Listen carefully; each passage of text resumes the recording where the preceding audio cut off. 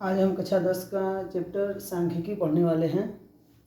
सांख्यिकी में से बोर्ड में कम से कम 10 नंबर का क्वेश्चन पूछता है। तो जो इम्पोर्टेंट चीज़ें हैं बस हम लोग वही डिस्कस करेंगे परीक्षा के दृष्टि से, क्योंकि परीक्षा बहुत नज़दीक है हम लोग का। तो सांख्यिकी में सबसे इम्पोर्टेंट चीज़ है कि सबसे पहले हमें पढ़ना है केंद्रीय प्रवृत्ति की माप।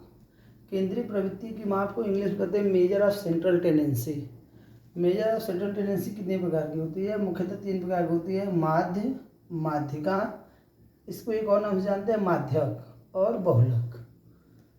यह परीक्षा में 1 नंबर क्वेश्चन पूछता है कि केंद्रीय प्रवृत्ति की माप के भाग कौन नहीं है।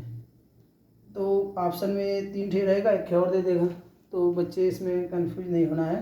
इसमें केंद्रीय प्रवृत्ति के माप के भाग होते हैं माध्य, माध्यिका और बहुलक। एक और ने ऑप्शन दे देगा तो गलत हो जाएगा, ठीक है। तो इसको आप अच्छी तरह से देख लो। इन तीनों में संबंध होता है, इन संबंध पर भी एक सवाल पूछता है।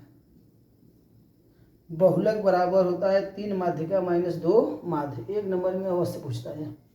और 1 नंबर में ये भी बहुविकल्पी है।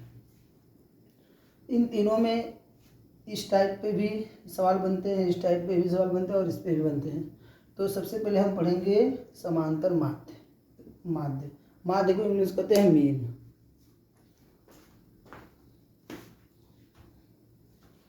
तो आइए हम लोग माध्य पढ़ते हैं।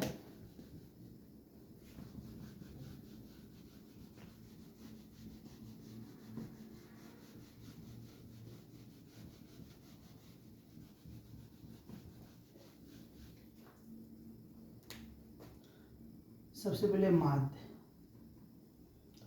माध्य को इंग्लिश में कहते हैं मीन।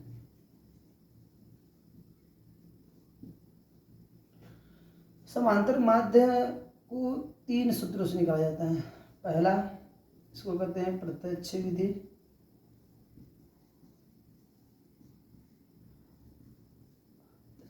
तो ये उसका सूत्र होता है एक्स बार बराबर सिग्मा एफ आई एक्स आई अपान सिग्मा एफ आई, ठीक। इसको प्रत्यक्ष विधि कहते हैं। दूसरा का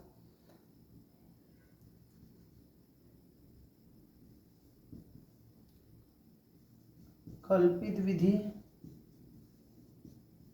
कल्पित विधि में क्या होता है? एक्स बार बराबर A plus sigma F I D I upon sigma F. यहाँ लिख लेना है डी आई बराबर एक्स आई माइनस ए। और तीसरा का है पग विचलन विधि। पग विचलन विधि बराबर एक्स बार बराबर होता है A plus sigma F I U I upon sigma F I into H, जहाँ यू आई बराबर होता है X I minus A upon H, ठीक है। तो इस पे सवाल 2 नंबर का बनता है और इन दोनों पे 4 या 6 नंबर का बनता है। इन दोनों को ही कहते हैं